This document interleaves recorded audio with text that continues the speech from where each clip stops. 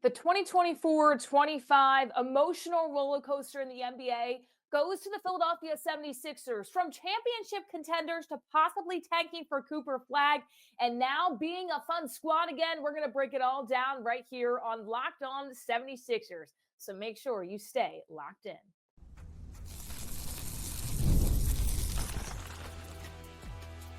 You are Locked On 76ers, your daily Philadelphia 76ers podcast, part of the Locked On Podcast Network, your team every day.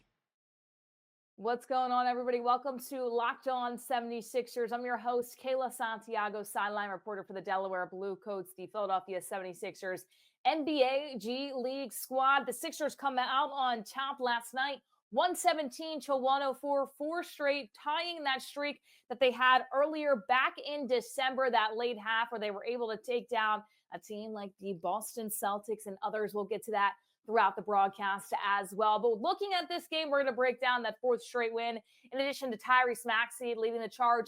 And who do you like, the youth of this squad or the vets stepping up last night as well? Names of Eric Gordon, Kyle Lowry. We'll touch on that in just a moment. Today's episode is sponsored by Game Time. Download the Game Time app, create an account, and use code LOCKEDONNBA for $20 off your first purchase. And if you like listening to us wherever you listen to podcasts, or if you watch us on YouTube, in addition, if you want more 76ers content, you can find us at our free daily newsletter. That's on LockedOnDaily.com. So make sure you go check it out today. Kayla Santiago with you here. What a win for the Philadelphia 76ers. I know Sixers fans are saying, play the song right now. This team is fun again. I don't know if they're feeding off the Super Bowl Eagles, whatever it is working for this team. They come out 117-104. And we're going to touch on later on Tyrese Maxey's numbers leading the charge throughout the NBA. But of course, that's where we have to start, people. Tyrese Maxey, how do you do? Now, the most interesting thing about Tyrese in this game is the Kings, they did come in with a good game plan. He was being double teamed. He was trying to evade the double teams. And you looked at it and you say, okay, who else can get involved in that first half? And then all of a sudden, after the Kings go on a run in that third quarter, Tyrese Maxey says, let's stop playing around. Y'all had me in the first half. Now I'm going to light it up. Tyrese Maxey, 30 total points in this game, 12 for 24 at the field as well. He has been fantastic field goal range in that contest. 1 for 6 from 3, but that's kind of wiped away when you look at 30 points. He has been fantastic this season for the Philadelphia 76ers as of late. And, you know, this is the Tyrese Maxey that all of us have been waiting for, right? When we've had the conversation, Keith Pompey, my co-host, and I, of should Tyrese Maxey be in the All-Star game? At this point of the season, I do say no because of where the Sixers are currently right now, where they are probably when they're looking at those All-Star reserves. In addition to that, the start of his season, his shooting percentage wasn't up there. But now Tyrese Maxey is playing like the player that the 76ers need him to be. He's doing everything, yes, but he's not doing everything to the point where he's forcing it. He's allowing other guys to get involved. He's finding that team chemistry. And Tyrese Maxey right now, I understand that Joel Embiid is still on the team, but as we speak right now, this is Tyrese Maxey's team as of late. Yes, that will switch when Joel Embiid comes back, but Tyrese Maxey is taking the charge, and it has been fun to watch. His 13 30-point performance so far this season, and he is doing all the little things for the Philadelphia 76ers. But it wasn't just him, man. I am so impressed about Eric Gordon right now. I don't know if we hopped in a time machine, people, okay? But we are going back to 17-18 Eric Gordon. He had 14 points, 3 for 4 from three-point land, hit the first points of the game, that first 3 of the game for the 76ers, 5 for 8 from field goal, 1 for 2 for free throw as well. So when you look at Eric Gordon right now, I mean, this has been huge for the Philadelphia 76ers, and this is the acquisition that Daryl Morey was thinking of. Now, granted, you bring in a lot of vets due to having to pay Joel Embiid that extension in addition to Paul George. So you're looking at somebody like Eric Gordon with the upside in the hopes of the player that he used to be. Can that be shown with the Philadelphia 76ers, or is he a vet? Is he a little bit slower? That's what we saw in the first half of the season up until these last few games. And I don't know what's clicked right now. I don't know if those wisdom teeth we were hearing about all throughout the broadcast, but it has been fun to watch Eric Gordon so far in this contest as well. Having Kyle Lowry back was huge. I mean, he was a plus 27 for the Philadelphia 76ers, adding 13 points. And I know a lot of people are going to say, well, Kyle Lowry had way too many minutes out there. You should have taken him off the floor. He had 26 minutes. When you look at that for the Philadelphia 76ers, that's more than Justin Edwards, who is out there as the starter, his second start in his really NBA, of course, that two-way player, but his NBA career as well. So I know what people are going to say. Kyle Lowry shouldn't have been out there on the floor, this, that, and the other, but he was going out there. He was being that pesky defender. Sixers fans, I know you remember when he was on the Raptors and he was an annoying defender to go against. He would be that pesky guard that would go after the rock, just wouldn't stop hounding you. That was the Kyle Lowry that we were able to see last night. And I don't know if it was against the former teammate in DeMar DeRozan. I don't know if there was that connection and chemistry there, or if Lowry's just happy to be back on the floor, helping this team going out there and compete. But that is what you want to see from Lowry. Yes, he's not going to be the Lowry that we saw with that Raptors team that won a championship, but those are the things that he can do well. And that's why the 76ers want to keep him on this squad too. So Kyle Lowry also having a pretty good game as well for this team. So when we look at the 4 straight wins, the last time they did this was on December 23rd. That was the Spurs, the Celtics, the Jazz, and the Trailblazers. And who broke that streak? I'll let y'all think for a minute. It was the Sacramento Kings who broke that 4-game win streak. The Kings did beat the Philadelphia 76ers right after them winning 4 straight. And now the 76ers able to keep that 4 straight, take down the Kings. And the biggest thing, too, we alluded to it last night, Keith Pompey and I, and you looked at the game against the Lakers.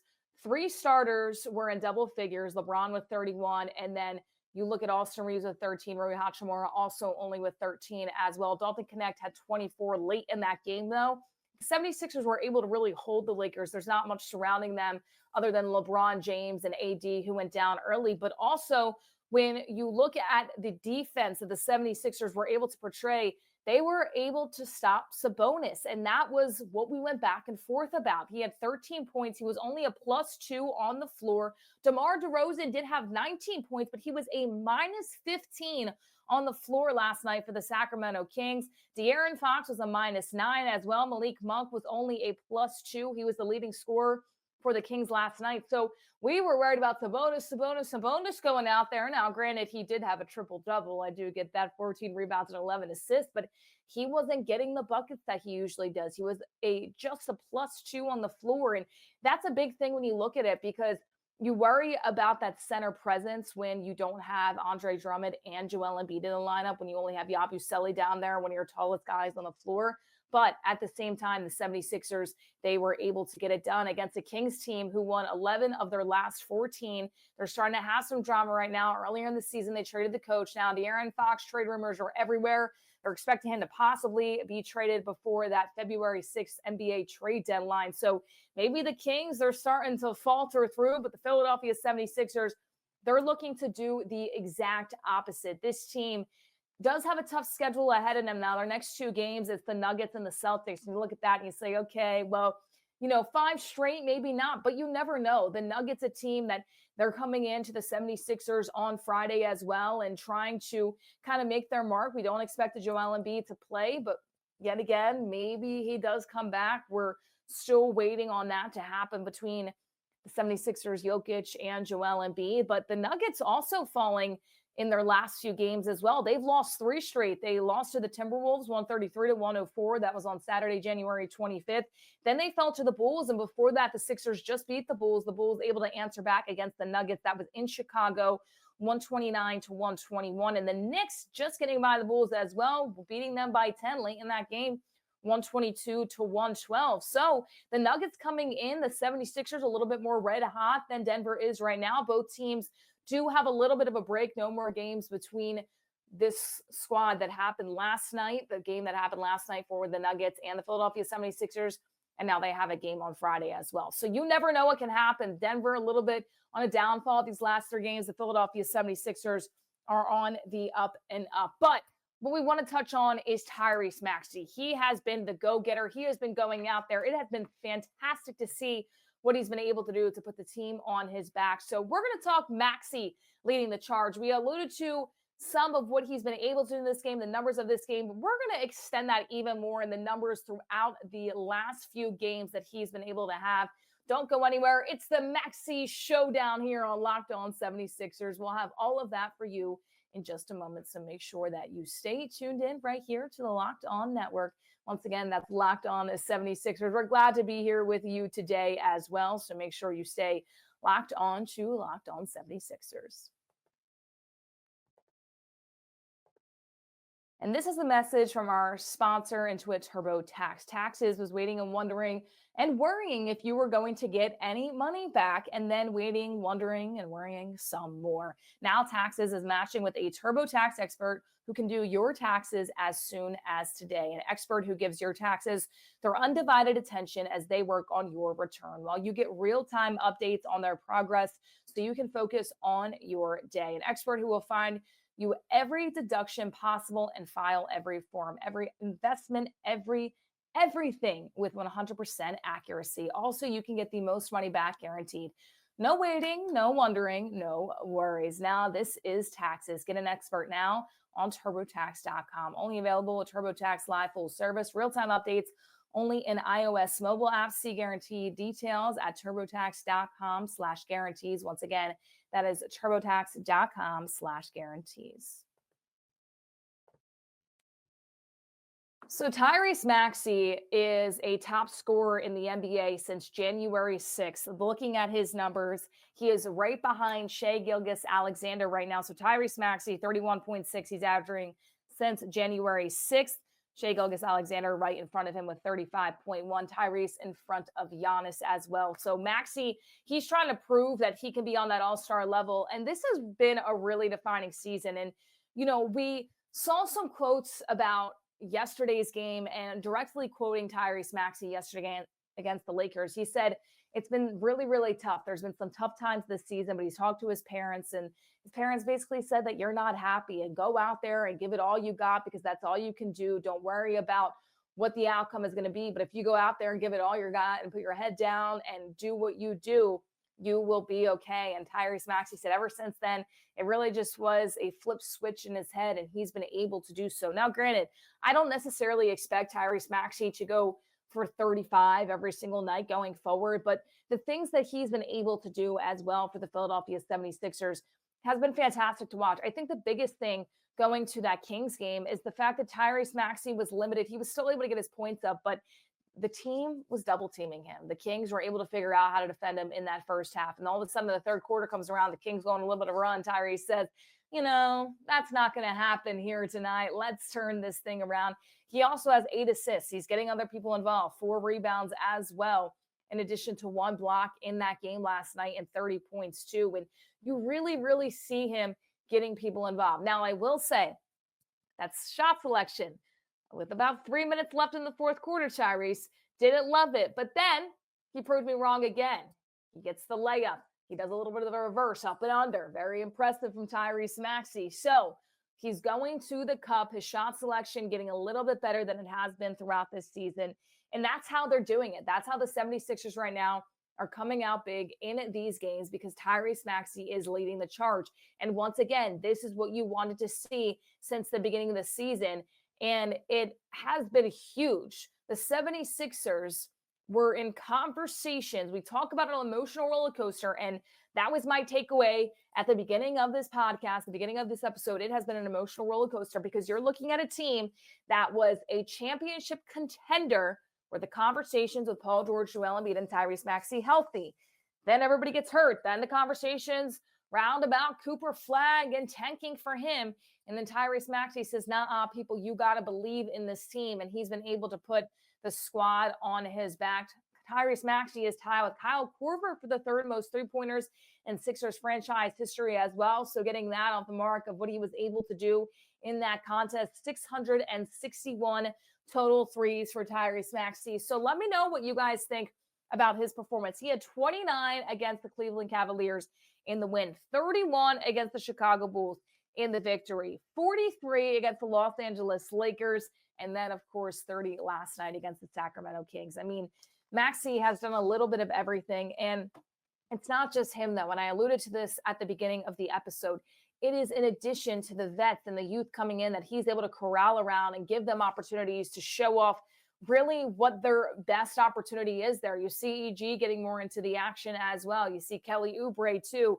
His 3-point percentage a little bit wonky in that game. If you're talking about Oubre going back to that, just 1 for 2 in that contest as well. So not even taking that many either, but Ricky Council getting in on the action as well. Kyle Lowry. So Tyrese Maxey not only is trying to wrangle the fans back in Philadelphia to 76ers basketball. But in addition to all these players that are maybe coming back from injury, when you look at somebody like Kyle Lowry and saying, okay, I'm now stepping back onto a team that is starting to seriously win some games, and Tyrese Maxey has been able to do that. So yes, he is absolutely leading the charge. And I go back to him being an all-star. I think it is too little too late for Tyrese Maxey. If you're looking at the guards in front of him, I just think that, Darius Garland, Cade Cunningham, other names you might mention, Damian Lillard as well. Shooting percentage is a little bit better when you look at Tyrese Maxey. The team also overall for the 76ers just hasn't been good.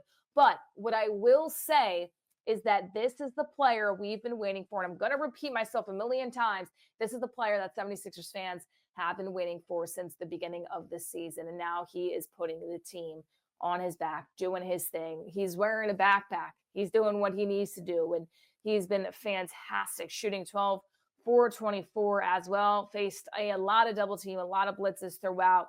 And, his shooting selection continued to struggle a little bit. But, Maxey also made the defense play one-on-one at times. He made it unstoppable. And, when you look at Tyrese Maxey at this point, it has been fantastic, the intensity and everything in between from him. So let me know in the comments what you think about Tyrese Maxey and his big-time performance. Once again, right now, he is the second best player in the NBA in terms of points per game since January 6th, right below Shai Gilgeous-Alexander, who currently right now is in the MVP rankings in the NBA. But I want to talk youth versus vets because this is something that we see circling around social media consistently. And this is a topic of conversation for the Philadelphia 76ers. So when we come back, we are going to discuss that and so much more. Don't go anywhere. We are going to chalk some of the vets like Kyle Lowry, Eric Gordon, Reggie Jackson, in addition to the youth, Ricky Council, Justin Edwards, and so much more right here on Locked On 76ers. And we have to tell you about Game Time. Talking about basketball games and everything in between, it gets me so excited to go to a live event, to experience that atmosphere. I mean, how fun could it be to be able to go to a game where you see Tyrese Maxey light it up yet again? If you're a Sixers fan and you want the best deals possible, make sure you head over to Game Time. They have the top 1% deals if you want to sit on the lower levels. They also have amazing deals if you're looking more at that 200 section, maybe don't want to spend as much money, but want to get the best for your dollar. You can head over to Game Time right now. Make sure you take the guesswork out of it all, buying tickets with Game Time. Download the Game Time app, make an account, and use code LOCKEDONNBA. You can get on your smartphone very, very easily for $20 off your first purchase. Terms do apply. Again, create an account and use code LOCKEDONNBA. That's LOCKEDONNBA for $20 off. Make sure you download Game Time today. What time is it? It is game time. So don't miss your opportunity to download the app and get the best deals possible. What time is it? It is game time. So the vets versus the youth. Let's look at some numbers here, people, because I know what you're going to say. I don't want to see Kyle Lowry, Eric Gordon, Reggie Jackson out there over Justin Edwards or Ricky Council. I get it. But the one thing about Kyle Lowry in that game last night was it reminded me of the Raptors Kyle Lowry going out there, being aggressive, trying to take charges, being that pesky defender that when the 76ers were facing him, and I was analyzing that team and looking at the 76ers saying, oh, I can't stand when they face him because Kyle Lowry is just a pest on defense. Now, last night, Kyle Lowry was able to do that, especially against DeMar DeRozan. The category that I look at with Kyle Lowry is the plus 27, which was the second highest on the team in that contest. The highest was Ricky Council at plus 28. Also, Reggie Jackson in on the action too. He had plus 18 in that matchup. So 13 points for Kyle Lowry, perfect from the charity stripe, 3 for 4 from three-point land, 3 for 5 from field goal range. 26 minutes is a high marking minute mark for Kyle Lowry. But at the same time, last night, I did like the game that he played, and I think that Nick Nurse actually did make the right move by keeping him in that long. And I know people are going to disagree with me there, but I do think that Kyle Lowry was able to do a lot of good things, taking threes, being confident in his shot, coming back from injury, and making sure that he could step up in a big way. You also look at Reggie Jackson. He only played 17 minutes, but he was efficient, 4 for 8 from field goal range, 3-pointers, 1 for 3 in that contest. He didn't get to the charity stripe, but was a plus 18 had 9 total points in addition to 4 rebounds. Lowry also with 5 total rebounds and 8 assists for Lowry going back to him too. So he just had a huge game off the bench for the Philadelphia 76ers. But then you see guys like Ricky Council as well. Ricky Council, the youth side of the vet versus youth conversation, 13 points. He was a plus 28 in the contest. Perfect from free throw land, 1 for 2 for three-pointers as well, and 3 for 6 from field goal range too. And for Ricky Council, it was impressive to see what he could do last night against the Sacramento team. Justin Edwards, he was a -10 and a little bit of an off night there for the Philadelphia 76ers, just 9 points in that contest. But then Eric Gordon, the one that I think that I have to say that I'm the most impressed with, and this is exactly what Daryl Morey wanted to bring him in to do. When you talk about Daryl Morey bringing a lot of these vets, and people say that this team is poorly constructed. Yes, but at the same time, it kind of has to be when you're paying Paul George a big cash bag, when you're extending Joel Embiid, when you want to pay Tyrese Maxey next up too. So you have to really pick and choose of the vets that you are picking and choosing to be on this team. Now, Eric Gordon, this is what Daryl Morey was looking at him to do. I don't know how long he's going to keep this up. I'm just going to be realistic with you guys. But at the same thing, it is good to see him finally getting something going for the Philadelphia 76ers. So right now, the vets are stepping up. Now, I like the youth of the lineup, though. I like Ricky Council, and I like, in addition to Justin Edwards, being able to run up and down the floor with guys like Tyrese Maxey and Kelly Oubre. So I do think the rotations were pretty good from Nick Nurse last night. And I know a lot of people still might say Lowry got too much playing time, but I'm usually a very big critic of Kyle Lowry. But now I'm looking at it and saying at least last night's game, he was a big factor. The 76ers are still in that 11th place mark, so they need the Bulls to start losing some games. They need the Hawks to start losing some games as well. And the Philadelphia 76ers, next up, they have the Denver Nuggets. That's going to be on Friday, January 31st at 7:30 p.m. Now, that's a big game for this team because Denver, they clearly come in with a little bit more firepower, especially with Nikola Jokic.